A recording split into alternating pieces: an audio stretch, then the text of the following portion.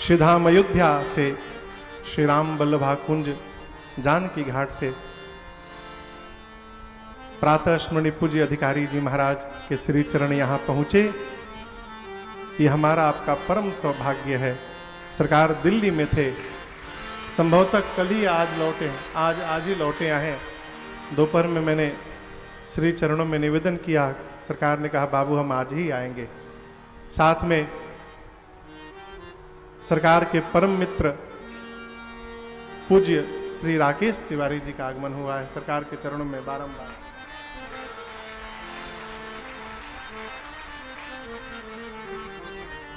अब और ऊर्जा से कथा होगी।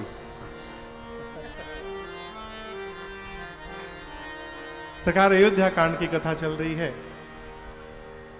श्रृंगवेरपुर में भगवान विश्राम किए हैं। हाँ, तो कुशा की चटाई पर रात्रि में कंद मूल फल प्राप्त करके भगवान सो गए। थोड़ी देर लक्ष्मण जी ने प्रभु की सेवा की और उसके उपरांत सुमंत जी से लक्ष्मण जी ने कहा आप भी विश्राम करिए, और स्वयं थोड़ी दूरी पर जाकर विरासन लगाकर लक्ष्मण भैया बैठ गए। अब दर्शन करिए।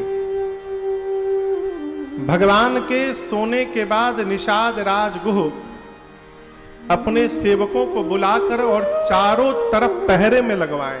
क्यों? सबसे कहा सुनो, मैंने सुना है कल रात्रि में तमसा तट पर रघुनाथ जी अयोध्या वासियों को सोता हुआ छोड़ के चले आए। कहीं हम लोग रात में यहां सो जाएं और रात में ही राम जी यहां से निकल गए तो चारों तरफ खड़े हो जाओ पहरे में। सेवकों को पहरे में लगाया और उसके बाद लक्ष्मण जी के पास आकर बैठे। भगवान को कुशा की चटाई पर सोते हुए देख निषाद राजगुह बिलख के रोने लगे।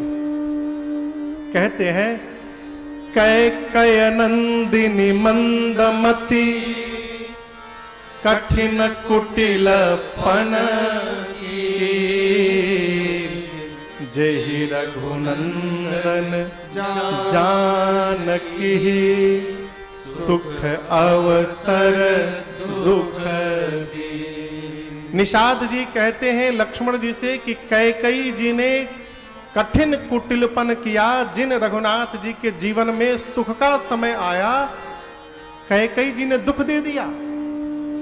आज रघुवंश रूपी वृक्ष को जड़ से काटने के लिए कैकई कुठारी बन गई। लगे मां कैकई को भला बुरा सुनाने। अब यहां हम आपसे एक निवेदन करें। देखिए, हमारे एक चाचा हैं, सरकार एक रायपुर में चाचा हैं, वो कहते हैं बाबू किसी से भी संबंध बनाने के पहले विचार करना कि वो आदमी अच्छा है कि बुरा है कि बड़ा है कि छोटा है। यदि एक बार संबंध बन गया ना, फिर विचार करने का काम समाप्त हो गया। फिर जीवन भर उस संबंध का निर्वाह करने का प्रयास करना, यही धर्म है। संबंध बने तो निर्वाह हो। अब यहां एक बात है, जीवन में जिसके साथ जीवन पर्यंत संबंध बना के रखना चाहते हैं, उसके खिलाफ सुनना बंद करिए। कोई यदि सुनावे आवे ना सुनाने, तो पहले दिन ही टोकिए। क्यों? गलत बात भी 100 बार यदि सुन ली जाए तो 100 बार सुनने के बाद वो सत्य दिखने लगता है। यहां जैसे मां कैकई के बारे में निषाद राजगुह बोलना प्रारंभ किए, लक्ष्मण जी ने पहले वाक्य पर ही रोका। कहीं इधर आइए। क्या बोले? मां कैकई ने दुख दिया है। अच्छा ये बताइए, जिसको दुख होगा उसको नींद आएगी? आपसे पूछ रहा हूं, नहीं आएगी ना। निषाद जी भी बोले नहीं आएगी। लक्ष्मण जी बोले भैया तो चकाचक सो रहे, यदि इनको दुख होता तो इनको नींद कैसे आती? और दूसरी बात, निषाद जी आपने कहा मां कैकई ने दुख दिया। निषाद जी, जीवन में न कोई किसी को दुख देता है, न कोई किसी को सुख देता है। हम अपने द्वारा किए हुए कर्म से सुखी होते हैं और हम अपने द्वारा ही किए हुए कर्म से दुखी होते हैं, यही सिद्धांत कहता है। सुख की कल्पना लेकर कहीं भी जाइएगा दुखी होना पड़ेगा। अब यहां पर हम आए कथा गाने, तो ब्रिज के नीचे और यहां नगर के दरवाजे पर इतनी माला पहना दी गई, हमको लगा गर्दन में टूट जाई। अब ऐसी कल्पना हम और सब जगह लेके जाएं, और दूसरी जगह यदि ऐसी रचना न बने तो हम कहें आयोजक हमको दुखी कर डाले। आयोजक दुखी नहीं किए, हमने अपने आप को दुखी कर लिया। आपने कल्पना ही क्यों की कि ऐसी व्यवस्था वहां भी होगी। हमारे पूज्य महाराज श्री कहा करते हैं, लाला सम्मान की भूख लेकर जहां भी जाओगे समाज में, वहां से अपमानित ही होकर लौटना पड़ेगा। कल्पना ही ना करिए साहब, कैसे अपमानित हो जाएंगे।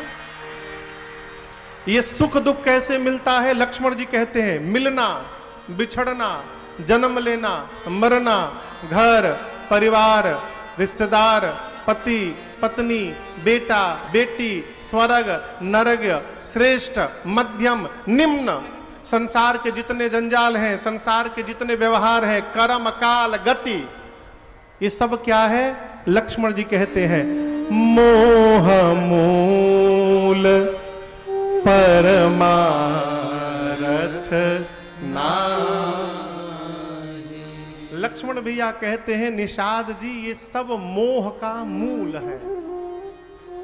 इंद्रजीत बाबू, राजन हो चाहे आप, हम सब लोग इन्हीं में जी रहे हैं और यही मोह का मूल है।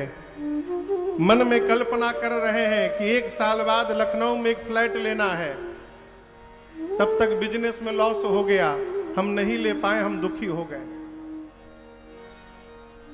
लक्ष्मण जी कहते हैं, इस मोह रूपी रात्रि में बैठकर जो जो सपना देख रहा है, सब दुखी होने की तैयारी कर रहे हैं। मोह निशा सब सोवनी, देख ही सपन अनेक प्रकार। सुखी होना है यदि माई बाप तो जगिए। जगने का अर्थ है कर्तव्य करते रहिए, क्षमा करिएगा। लोग लड़िका को, एक कथा सुनाऊं आपको अपने साथ की। सरकार 7-8 साल हो गए, हमारे गांव के पास स्टेशन है सिवान। सिवान से पूर्वांचल एक्सप्रेस पकड़ के मैं कलकत्ता जा रहा था। गोरखपुर के एक बाबूजी सामने के सीट पर बैठे थे। बात होने लगी तो बात बात में पूछा कि आप करते क्या है, तो मैंने कहा बाबूजी मैं राम जी की कथा गाता हूं। फिर उनसे बात हुई, मैंने पूछा घर में कौन कौन है, तो जैसे मैंने प्रश्न किया उनकी आंख से झरझर आंसू निकलने लगे। हमने पूछा क्या हुआ बाबूजी? बोले महाराज मेरे 4 बच्चे हैं, जिसमें से 3 नालायक हैं और 1 लायक है। अब उनके ये उत्तर मैं समझ नहीं पाया। मैंने कहा क्या बोल रहे हैं आप? बोले महाराज मेरा पहला जो नालायक बेटा है वो अमेरिका में वैज्ञानिक है, दूसरा नालायक बेटा इंग्लैंड में डॉक्टर है, तीसरा जो नालायक है वो इंजीनियर है, वो भी इंग्लैंड में है। अब मेरा जो चौथा लायक बेटा है वो केवल 12 क्लास तक पढ़ा है, यही गोरखपुर में बिजनेस करता है और हम बूढ़ा बूढ़ी का बुढ़ापे में देखभाल करता है, वो मेरा लायक बेटा है। उस महापुरुष की बात मैं सुना रहा हूं आपको। बोले महाराज जिन तीनों को मैं जीवन भर लायक समझता रहा, पढ़ाता लिखाता रहा कि ये पढ़ के लायक बन जाएंगे तो मैं बुढ़ापे में निश्चिंत रहूंगा, जाने के बाद फोन भी नहीं करते। और जीवन भर जिसको नालायक समझ के मारता रहा कि ये कुछ नहीं करेगा, वही सब कुछ कर रहा है। ये क्या है? अब यह मैं डरा नहीं रहा हूं आपको, बिल्कुल मत डरिएगा। बच्चों को खूब पढ़ाइए, आपका कर्तव्य और धर्म है, लेकिन पढ़ाने के साथ आप जो इस सपना देख रहे हैं ना कि ऐसा हो जाएगा तो वैसा कर लेंगे, इस सपने से अपने को बाहर रखिए। क्यों? यही सपना हमको दुखी करने वाला है और ये हम मोह की रात्रि में सो के देख रहे हैं। इससे जगिए। प्रातः स्मरणीय परम पूज्य श्री भिक्षु जी महाराज गीता कुटीर हरिद्वार कहते हैं, सिकंदर, सिकंदर का नाम सुने हैं?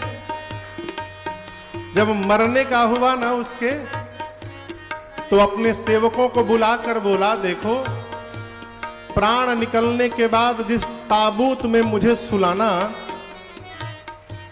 तो ताबूत में कंधों के पास छिद्र कर देना और मुझे ताबूत में सुलाने के बाद मेरे दोनों हाथों को छिद्र से ताबूत के बाहर निकाल देना और उसके बाद मेरी यात्रा प्रारंभ करना। सेवकों ने पूछा, ऐसा क्यों करना है सरकार? सिकंदर बोला, मैं दुनिया को जाते जाते एक संदेश देना चाहता हूं कि जिस सिकंदर ने पूरे विश्व पर विजय प्राप्त किया, वो भी जब संसार छोड़कर गया तो कुछ लेकर नहीं गया था, खाली हाथ चला गया था। जाएगा फिर क्या लेकर जाए। सावधान। कहे भिक्षु यति हरिनाम जपो, फिर ओ सोने वाले जाग जा, संसार मुसाफिर खाना। लक्ष्मण भैया निषाद राजगोह से बोले, सब सो रहे हैं। निषाद जी बोले, सब सो रहे हैं, कोई तो जगा होगा। बोले, कुछ लोग जगे हैं। कौन जगा है? लक्ष्मण जी कहते हैं, एही जग जामिनी जागहि जोगी, जे परमारथी प्रपंच वियोगी, एहि जग जामिनी। जय हो, जय हो। दंडवत सरकार।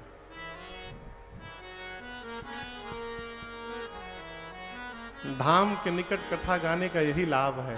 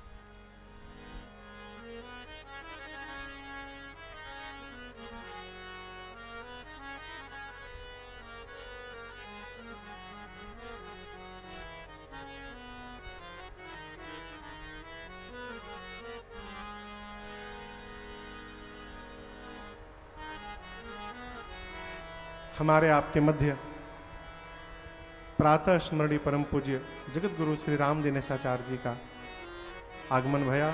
सरकार के श्री चरणों में बालक का बारंबार दंडवत।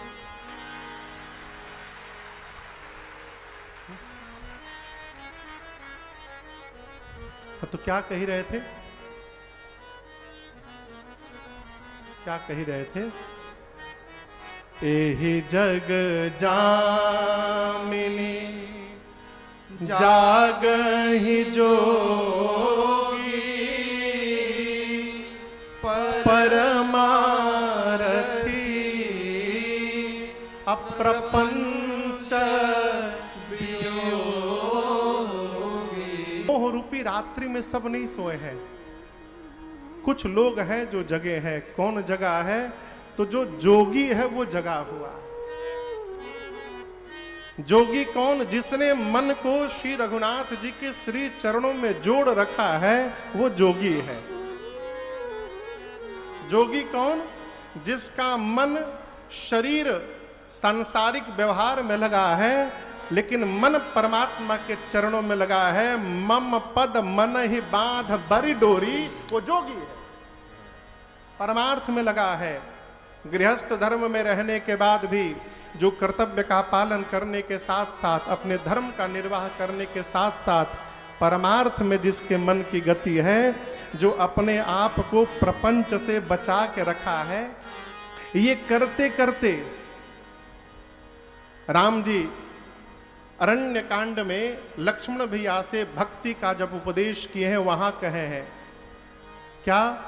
प्रथम ही विप्र चरण अति प्रीति, निज निज कर्म निरत श्रुति रीति, एहि कर फल पुनि विषय विरागा, तब मम धर्म उपज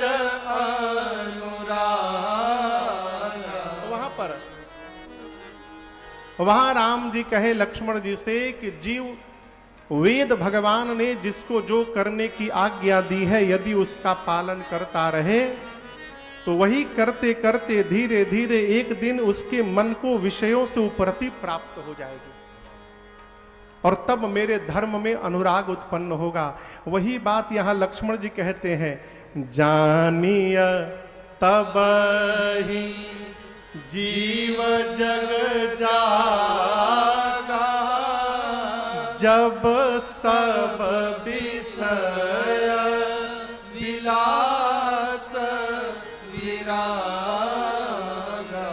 लक्ष्मण भैया कहते हैं जब तक विषयों से उपरति प्राप्त नहीं होगी तब तक जीव जगा हुआ नहीं है।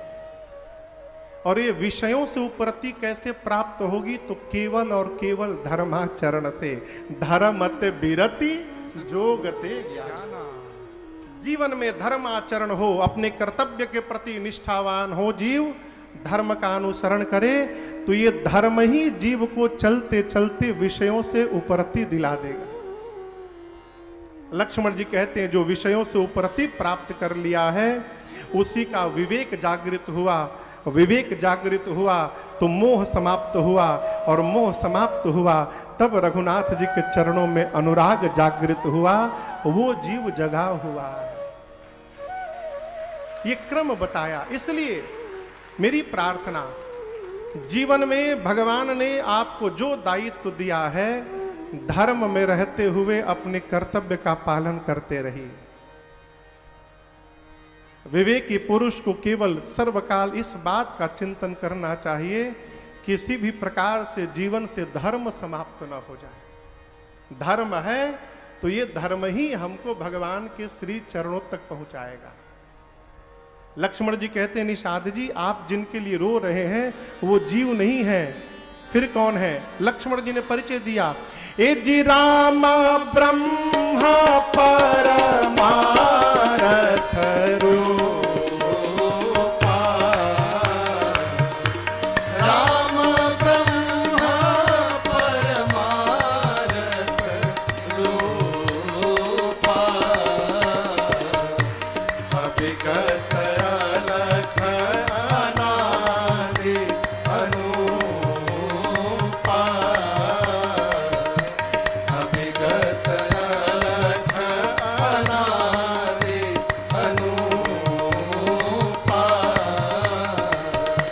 सखा परम परमारथ ए हो, सखा परम परमारथ हो, मन क्रम वचन राम पद ने हो, मन क्रम वचन राम पद ने। ये राम जी सकल विक भेदा, सकल विकार रहित ग्रंथ भेदा। कहि नित नेति निरूप ही वेदा,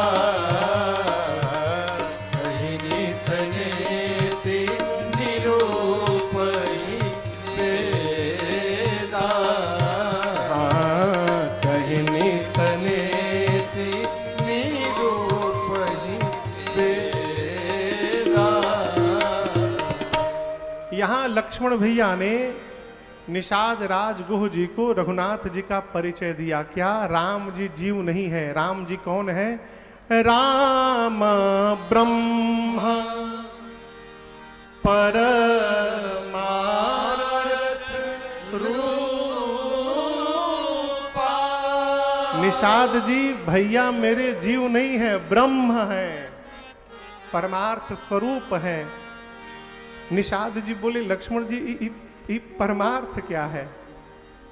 तब से आप परमार्थ परमार्थ सुना रहे हैं, ये परमार्थ है क्या? लक्ष्मण जी बोले परमार्थ सखा परम परमारथ ए हो, मन क्रम बचन राम पद ने, मनसा वाचा कर्मणा यदि जीव का प्रभु श्री राम के चरणों में प्रेम हो जाए, यही जीवन का परम परमार्थ है। यहां लक्ष्मण जी ने निषाद राज गुह को राम जी का असल परिचय दे दिया। अभी सरकार एक कथा में एक बात आई, अभी 1-2 महीना पहले। ये बताइए, जिस बात को हमारा श्रेष्ठ छिपा रहा है, क्या छोटे को अधिकार है उस बात को समाज में प्रकाशित कर देना? सरकार, राम जी ने मां कौशल्या को विराट रूप का दर्शन कराया, तो दर्शन कराने के बाद तुरंत कहा, यह जनी कतहु कहसी सुनू। मां आप किसी से बताइएगा मत मेरे इस रूप के बारे में। जब तक भगवान ने रावण का अंत नहीं किया, तब तक भगवान ने एक बार भी अपना वो चमत्कारिक रूप नहीं दिखाया। छोड़ जयंत के प्रकरण को। क्यों? रावण मरण मनुज कर जांच। रावण मनुष्य के हाथों मृत्यु मांगा है। यदि ये पोल खुल जाए कि राम जी मनुष्य नहीं ब्रह्म है, तो सीधे ब्रह्मा जी को बुलाता, कहता ये मारेंगे नहीं, मनुष्य नहीं है ब्रह्म है। लीला धरी की धरी रह जाती। तो भगवान सब जगह अपने आप को छिपाए। जिसको बताया भी वो तुरंत गति पा गया, ऊपर चला गया। तो जिस बात को राम जी छिपा रहे हैं, ये लक्ष्मण जी क्यों बता दिए निषाद राजगुह को कि ब्रह्म है? तो सरकार भाव आया, यहां लक्ष्मण जी बता नहीं रहे हैं, लक्ष्मण जी बताने के लिए प्रेरित किए जा रहे हैं। उर प्रेरक रघुवंश। यहां रघुनाथ जी ने ही लक्ष्मण भैया को प्रेरणा दी है कि आप बताइए। क्यों? सुनाया जा रहा है निषाद राजगुह को, लेकिन समझ में बात आ रही है बगल में खड़े केवट भैया को। भगवान केवट जी तक अपनी ये बात पहुंचाना चाहते हैं कि मैं जीव नहीं हूं, मैं ब्रह्म हूं, और मेरे चरणों में प्रेम करना ही परम परमार्थ है। केवट जी सुन ले। क्यों? उनको चरणामृत पिलाना है रघुनाथ जी को, इसलिए ये रचना बना रहे। ये भूमिका तैयार हो रही है। पूरा परिचय दिया लक्ष्मण भैया ने। प्रातः काल भया, प्रभु के श्री चरणों में निषाद जी ने दंडवत किया है। प्रातः क्रिया से निवृत्त होने के बाद प्रभु निषाद राजगुह से बरगद के वृक्ष के दूध को मंगाए और लक्ष्मण भैया के साथ केश में लगाकर सर पे प्रभु ने जटाओं का मुकुट बनाया है। सुमंत जी ने जब ये दृश्य देखा तो रोने लगे। हाथ जोड़कर निवेदन किया, प्रभु पिताश्री ने 4 दिन वन दिखाकर वापस लाने की आज्ञा दी है। राम जी ने सत्य की दुहाई दे दी, धर्म न दूसर सत्य समाना, सत्य की दुहाई देकर प्रभु ने मना कर दिया। सीता मैया से निषाद जी ने सुमंत जी ने निवेदन किया, मैया ने भी साथ चलने से मना कर दिया। यहां पर सुमंत जी को प्रभु ने बरबस राम सुमंत पठाए, प्रभु ने बरबस सुमंत जी को वापस भेजा है। और उसके बाद सुरसरी तीर आप तब आए। अब यहां से एक बड़ी प्यारी कथा प्रारंभ होती है, केवट भैया की कथा। अभी निवेदन किया आपसे, पिछली रात्रि जहां निषाद राज गुह और लक्ष्मण जी वार्ता कर रहे थे, वहीं बगल में ही केवट जी खड़े हैं। और सब सुन लिए। क्या सुन लिए? राम जी जीव नहीं है, ब्रह्म है। राम जी के चरणों में प्रेम करना ही जीवन का असल परमार्थ है। जैसे ये पता चला, सवेरे सवेरे संत महात्मा कहते हैं, निषाद राज गुह के पास केवट जी जाकर प्रार्थना किए, प्रभु एक विनती लेकर आया हूं। हम चाहते हैं कि आप पूरे नगर में डुगडुगी बजवा दें कि आज गंगा तट पर मुझे छोड़कर कोई नाविक न जाए। निषाद राज पूछे, ऐसा क्यों? केवट भैया बोले, हम चाहते हैं कि हमारे नाव पर बैठकर राम जी गंगा के उस पार जाएं, इसलिए प्रभु आप ये पूरे नगर में डुगडुगी बजवा दीजिए। बज गई डुगडुगी। कोई भी केवट आज गंगा तट पर नहीं जाएगा इनको छोड़कर। केवट भैया गए गंगा तट पर, नाव को किनारे से खोले और बीच नदी में ले जाके खड़ा किए। क्यों? किनारे रखूंगा, कहीं राम जी आके सीधे चढ़ के बोले ले चलो, फिर क्या करूंगा? पहुंच से दूर रखो। दूर नाव ले जाके खड़ा किए हैं बीच नदी में। इधर राम जी, लक्ष्मण जी, मां जानकी पहुंचे हैं गंगा तट पर। और दर्शन करिए, जो भगवान पूरे संसार को प्रदान करते हैं वो भगवान आज मांग रहे हैं। यहीं से कथा ये प्रारंभ होती है। बाबा कहते हैं, ए जी मांगी नाव न केवट आना, मांगी नाव न केवट आना, कहे तुम्हार मरम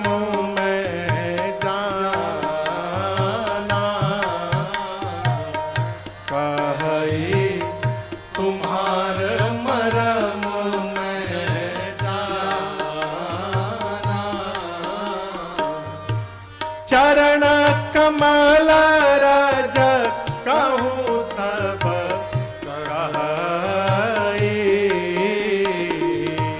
चरण कमल रज कहूँ सब कहे, मानुष करनी मोरे कछुआ, मानुष करनी मोरे कछुआ, छुअत शिला भई नारी सुहाए। मैंने सुना है, शिला भई नारी सुहाए, आप कहिए, आहन ते न काट कठिनाई, आहन ते न काट कठिनाई। समस्या प्रभु, तरनी उमुनी घरनी होए जाए, तरनी उमुनी घरनी होए जाए, बाट परए मोरी नाव उड़ाए, बाट परए मोरी नाव उड़ाए। कसम खा के कहता हूं प्रभु, एहि प्रतिपालऊं सब परिवारो यही प्रतिपालहु सब परिवारो नहीं जानो कछु और कबारो नहीं जानो कछु और कबारो जो प्रभु पारया वसिगा चाहो जो प्रभु पार अवसिगा चलो मोहि पद पदुम पकारन कहहो पद पदुम पखारन कहु पद पदुम पखारन कहु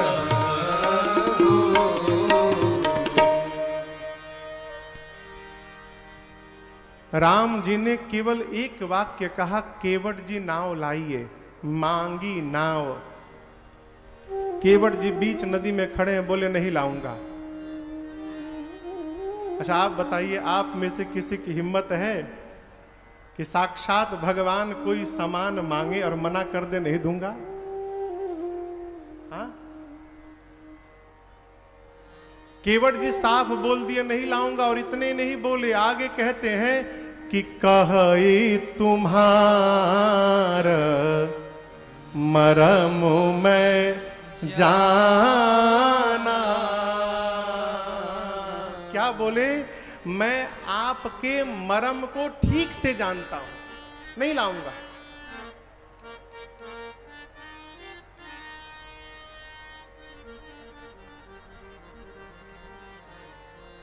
गौरीगंज के विधायक माननीय भैया राकेश प्रताप सिंह जी आए हैं। जय हो, स्वागतम।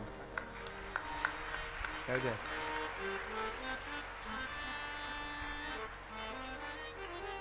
अभी पिछले वर्ष नवंबर में न हो, नवंबर में भैया की यहाँ राम कथा थी, बड़ा आनंद आया। 9 दिन से गौरीगंज घर पे नारायण बैठे। केवट जी मना कर दिए, नहीं लाऊंगा। कहते मैं आपका मर्म जान गया। ये जो मर्म शब्द है ना, ये शब्द सुनते लक्ष्मण जी हिल गए। कहे भैया जन्म से आपके साथ मैं लगा हूं, आज तक मैं आपके मर्म को नहीं जान पाया। ब्रह्मा विष्णु महेश तेऊ न जानई मर्म तुम्हारा। और ये केवट जी कहते मर्म जान गया। राम जी बोले पूछो कौन सा मर्म जान गए। केवट जी से पूछा कौन सा मर्म जान गए। अब यहां दर्शन करिए। पहली बात, केवट जी कहना चाहते प्रभु आज तक मेरे पास जो भी आया उसने मुझे सीधे आदेश दिया, ऐ नाव लेके आओ। आज पहली बार जीवन में घटना घटी है कि किसी ने मुझे आदेश नहीं दिया है, आने वाले ने मुझसे निवेदन किया है। और इतनी विनम्रता भगवान को छोड़कर और किसी में नहीं हो सकती। प्रभु मैं आपके मर्म को जान गया, आप कौन है। पहली बात। दूसरी बात, केवट भैया बोले कि मैं जानता हूं आप क्यों आए हैं। लक्ष्मण जी बोले नदी के किनारे खड़े हैं, नाव मांग रहे हैं, इसमें जानना क्या है। सीधी सी बात है, नदी को पार करना चाहते हैं। केवट जी बोले ये वही है जिन्होंने 3 पग के भीतर 3 लोग 14 भुवन नापा था। जो 3 डेग के भीतर पूरी सृष्टि नापने की शक्ति रखता है, सोई कृपाल के वटई नहीं हो रहा। वो नदी पार करने के लिए केवट से नाव मांगेंगे। आज राम जी आप इस नदी को पार करने नहीं आए हैं। लक्ष्मण जी बोले भैया कोई और प्लानिंग है क्या आपकी? ये तो बोल रहे हैं आप नदी पार करने नहीं आए हैं। राम जी बोले पूछो क्या करने आया हूं। केवट जी बोले मैं आपके मर्म को जानता हूं। आज आप इस नदी और इस नाव को माध्यम बनाकर इस केवट को अपना चरणामृत पिलाना चाहते हैं प्रभु, इसलिए आप यहां पर आए हैं। कहे तुम्हारा मरम मैं जाना। मना कर दिए। अरे हम नाही नियारा, नियारा बुझाता पास में, हम नाही नियारा लाइब आपन नैया हो कि डर लागेला, बड़ा डर लागेला। रौरी गोड़ावा के धूरिया से डर लागेला, बड़ा डर लागेला। हम नाही नियारा, हम नाही नियारा लाइब अपन नैया हो कि डर लागेला, बड़ा डर लागेला। रौरी गोड़ावा के धूरिया से डर लागेला, बड़ा डर लागेला। क्यों डर रहे हो? पत्थर के तीरिया, पत्थर के तीरिया बनौनी रौवा राजा जी, इस सब कहेला होई सब कहेला। इत लकड़ी के नैया से डर लागेला, बड़ा डर लागेला। इत लकड़ी के नैया से डर लागेला, बड़ा डर लागेला। अरे हम नाही नियारा लाइब आपन नैया हो कि डर लागेला, बड़ा डर लागेला। रौरी गोड़ावा के धूरिया से डर लागेला, बड़ा डर लागेला, बड़ा डर लागेला, बड़ा डर लागेला, बड़ा डर लागेला, बड़ा डर लागेला। केवट जी साफ साफ मना कर दिए, नहीं लाऊंगा। लक्ष्मण जी बोले भैया पहली बार आपने कोई मैनेजमेंट संभाला, फेल। आप नाव मांगे, मना कर दिया नहीं लाऊंगा। मैं मांगता, मना करता, फिर बताता मैं। राम जी बोले इसीलिए तो आपको मांगने नहीं दिया कि आप बता देते। भैया ये मना कर दिए नहीं लाऊंगा। राम जी बोले भगत है मेरे। लक्ष्मण जी बोले जो आपका बात नहीं मानता सब आपका भगत है। राम जी बोले इनको छोड़ के कौन नहीं मान रहा है? बोले पीछे देखिए। सुमंत जी को बोले हैं अयोध्या वापस जाओ, अभी बैठे हैं, गए नहीं। एक को बोल रहे हैं चले जाओ तो वो जा नहीं रहा है, दूसरे को बोलते हैं आ जाओ तो वो आ नहीं रहा है। जिसको आप जो बोलते हैं उसका उल्टा कर रहा है। राम जी बोले भाई साहब अयोध्या से चलते समय मैंने आपको मना किया था मत चलिए, माने? सीता जी को मना किया मत चलो, मानी? जब आप दोनों घर से चलते समय मेरी बात नहीं सुने, मैं उसी समय समझ गया कि मेरी बोहनी बिगड़ गई आज। अब जो भी मिलेगा कोई मेरी बात सुनने वाला नहीं है। केवट यदि मेरी बात नहीं मान रहे हैं तो वो मेरे प्रेम के कारण नहीं मान रहे हैं। लक्ष्मण जी बोले दिखाई तो नहीं दे रहा है कि प्रेम करते हैं। राम जी बोले केवट में प्रेम का दर्शन है, केवट के जीवन में प्रेम का प्रदर्शन नहीं है भाई, इसलिए वो प्रदर्शित नहीं हो रहा है। ये मेरे प्रेमी हैं इसलिए मना कर रहे हैं। लक्ष्मण जी बोले भैया देखिए आपकी समस्या क्या है? केवट जी बोले समस्या कुछ नहीं है, समस्या उधर है। प्रभु आपके पांव में जो रज है, मैंने सुना है कोई विशेष जड़ी बूटी है जो मनुष्य बनाती है। अब आप बताइए पत्थर कठोर है कि लकड़ी? लक्ष्मण जी बोले पत्थर। केवट जी बोले यदि कठोर पत्थर स्त्री में परिवर्तित हो सकता है तो ये तो लकड़ी की नाव है, इसको स्त्री बनने में कितना समय लगेगा? ये तो देखते ही स्त्री बन जाएगी। और एक बात कहे प्रभु, इसी नाव ने मेरे परिवार को जिलाया है। नाव चली गई तो हमारे लड़का भूखों मरी जाएंगे। लक्ष्मण जी बोले, अरे कैसी बात करते हैं आप, वो एक बार की घटना थी, घटी घटी, उसके बाद प्रभु ने हजारों पत्थरों पे पांव रखा, आज तक कोई दूसरा पत्थर स्त्री क्यों नहीं बदला। लक्ष्मण जी की बात सुनकर केवट जी बोले, देखिए मैं भी जानता हूं कि सारे पत्थर स्त्री में नहीं बदले, लेकिन प्रश्न है कौन सा पत्थर स्त्री में परिवर्तित हुआ।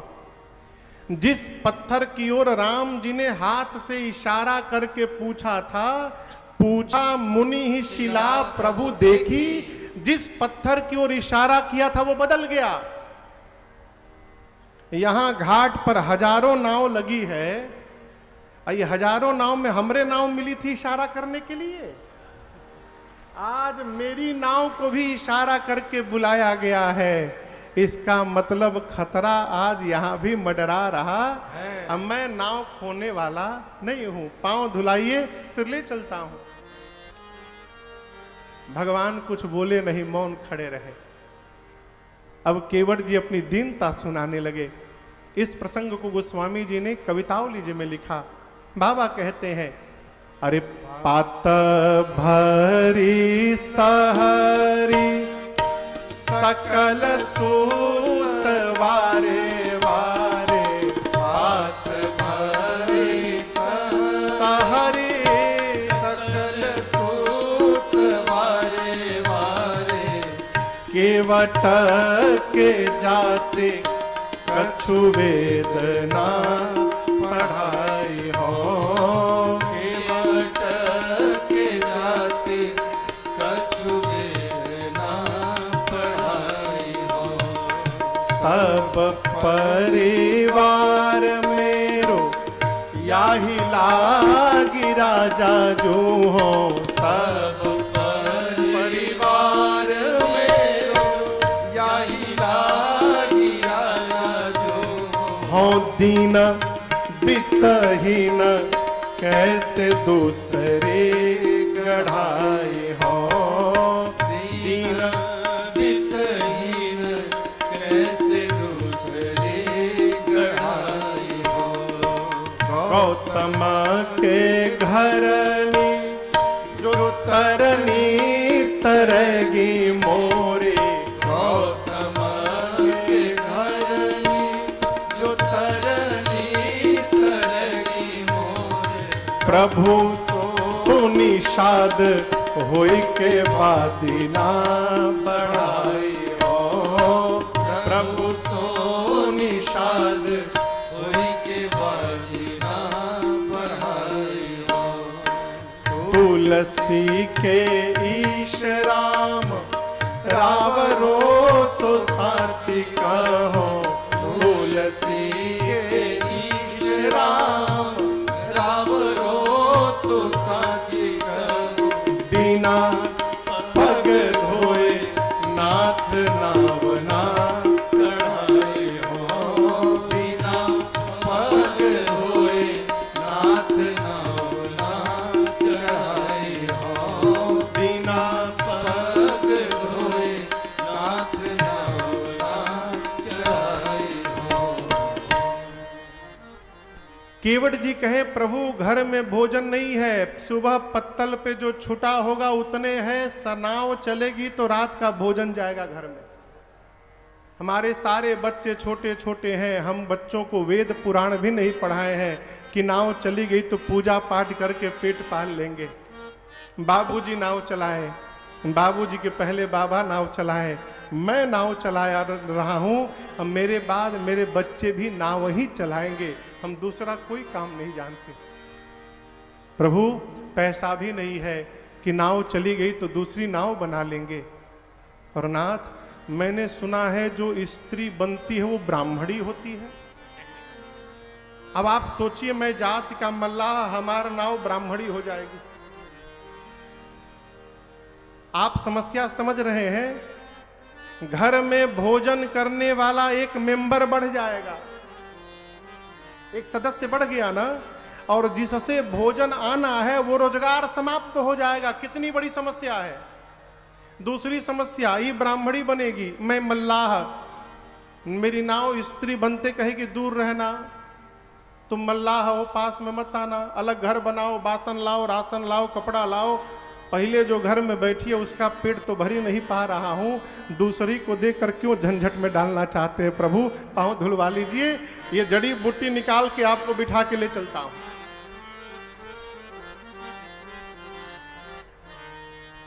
केवट जी बोले आप बताइए, यदि मेरी नाव स्त्री बन गई, चलिए रोजगार की भी व्यवस्था मान लिया, पहले से जो घर में स्त्री बैठी है उसके सामने जाकर क्या बोलूंगा, ये कहां से आई है, क्या उत्तर दूंगा? लक्ष्मण जी बोले बोल देना कि राम जी के पांव से नाव स्त्री बन गई।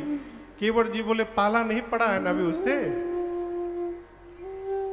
बेवकूफ नहीं है, जैसे उसको बोलूंगा कि राम जी के पांव से नाव स्त्री बन गई, बोलेगी मूर्ख बना रहे हो, नाव बेच के दूसरी शादी करके चले आए और कहते हो नाव स्त्री बन गई, क्या उत्तर दूंगा इसका? प्रभु झंझट में मत डालिए, पांव धुलाइए, नाव पर बिठाता हूं, उस पार लेके चलता हूं। धो लूं? भगवान मौन, कुछ नहीं बोले। केवट जी बोले मांगने के बाद मौन धारण कर लिए, बोलना नहीं चाहते क्या प्रभु? यदि बोलना नहीं चाहते तो इशारा करिए। हम इशारा बहुत बढ़िया समझते हैं। लक्ष्मण जी बोले कौन सा इशारा करें? केवट जी बोले जो सर है ना, 2 बार केवल ऐसे केवल हिला दे, मैं समझ जाऊंगा धोने के लिए बोल रहे हैं। केवट भैया ने कहा इसके नाव पे जाना नहीं है, बहुत 2 ही घंटा से खड़ा किया है, तुम नाव लेके जाओ, हम तुम्हारे नाव पर नहीं जाएंगे, हम दूसरे को बुला रहे हैं। केवट जी दूसरे को बुला लो, आ गया कोई तो नाम बदल लूंगा, गैर मल्ला बुला दीजिए, बात छोटी है सिर को हिला दीजिए। केवट भैया बोले प्रभु इशारा कर दीजिए। भगवान इशारा भी नहीं किए। केवट जी बोले यदि नहीं धुलाना है तो भी स्पष्ट करिए, मैं दूसरा ऑप्शन दूं आपको, दूसरा उपाय भी है। लक्ष्मण जी बोले क्या उपाय है? केवट जी बोले यही घाट ते थोड़ी के दूर है, कटिलो जल था दिखाई हो जू। थोड़ी दूर चलिए, केवल कमर भर वहां पानी है, वहां नाव की आवश्यकता ही नहीं है, पैदल ही पार करा दूंगा। राम जी बोले बहुत बढ़िया, वहीं ले चलो। बोले कहां? जहां कमर भर पानी है। केवट जी बोले रात में। बोले रात में मतलब? केवट जी बोले इतना बड़ा मूर्ख नहीं हूं, सवेरे सवेरे का समय है, अभी बोहनी भी नहीं भई है मेरी। यदि आपको रास्ता दिखा दूं कि वहां से पैदल पार हो सकते हैं तो आप बताइए कोई मेरी नाव पे चढ़ेगा? जो आएगा पैदल ही पार हो जाएगा, मेरी रोजी रोटी चली जाएगी। यदि पांव नहीं धुलाना है तो पूरे दिन प्रतीक्षा करिए, रात में लेके चलूंगा, पैदल पार करा दूंगा। भगवान बोले रात भर तो नहीं, दिन भर तो नहीं रुक सकता। केवट जी बोले फिर पांव धुला लीजिए। जैसे पांव धुलाने की बात केवट भैया करे, भगवान मौन हो जाए। केवट जी ने कहा जाना भी है कि नहीं जाना है पार? आप पांव धोएंगे तो मेरा कल्याण होगा, धुलाएंगे तो, नहीं धुलाएंगे तो भी आनंद होगा। लक्ष्मण जी बोले नहीं धुलाएंगे तो कौन सा आनंद हो जाएगा तुम्हारा? बोले नहीं धुलाएंगे तो मैं नाव पे नहीं बिठाऊंगा, नाव पे नहीं बिठाऊंगा तो राम जी उस पार नहीं जाएंगे, उस पार नहीं जाएंगे तो यही रह जाएंगे, और यही रह जाएंगे तो नित्य दर्शन प्राप्त होता रहेगा। इससे अधिक आनंद क्या होगा? मत धुलाइए। हम समझ गए आपको जाना होना नहीं है। यदि आपको जाना है राम जी, अब देखिए भाषा, जो प्रभु पार अवसीगा चाह। अब तक तो मैं बोलता रहा कि मैं पांव धोऊंगा, यदि आपको वास्तव में जाना है तो मैं नहीं बोलूंगा, आपको कहना पड़ेगा कि केवट मेरा पांव धो और मुझे नाव पर बिठा कर उस पार ले चलो, मैं नहीं बोलूंगा। इस पर भी भगवान कुछ नहीं बोले। केवट भैया परेशान, आखिर रघुनाथ जी बोल क्यों नहीं रहे हैं? तब तक अचानक एक बात मन में आई और भगवान के चारों तरफ केवट जी गोल गोल घूमने लगे। लक्ष्मण जी बोले ये क्या कर रहे हो तुम? केवट जी बोले अब समझ में बात आई कि राम जी बोल क्यों नहीं रहे हैं। ये जो कपड़ा पहने हैं, इस कपड़े में कहीं जेब बना ही नहीं है। और जेब नहीं है इसका मतलब मेरी तरह ये भी ठन गोपाल इनके पास कुछ है वो नहीं। अब मैंने अपनी इतनी गरीबी सुना दी कि नाव चलेगी तो घर में भोजन जाएगा, इनके पास कुछ है ही नहीं देने के लिए। यही बात है ना। केवट जी ने कहा प्रभु चलिए मुक्त करता हूं आपको, पांव धोऊंगा, नाव पर बिठाऊंगा, गंगा के पार पहुंचाऊंगा, सौगंध खा के कहता हूं प्रभु आपसे कुछ मांगूंगा नहीं, ऐसे ही आपको पार उतार के चला आऊंगा मैं। केवट जी कहते हैं पद कमल धोई चढ़ाई नाव नाथ उतराई चहो मोहि राम राउर आन दशरथ सपथ सब साचे कहो। केवट जी ने कहा प्रभु पांव धोऊंगा, नाव पर बिठाऊंगा, गंगा पार करूंगा, कुछ नहीं मांगूंगा, ऐसे ही उतार के चलाऊंगा। विश्वास नहीं है रघुनाथ जी, आपकी सौगंध, आपके पूज्य पिताजी की सौगंध लेकर कहता हूं कुछ मांगूंगा नहीं। जैसे केवट भैया ने राम जी और महाराज की सौगंध उठाई, लक्ष्मण जी को आया आवेश, निकाल लिए बाण, निकाल चढ़ा दिए, मार दूंगा इसको।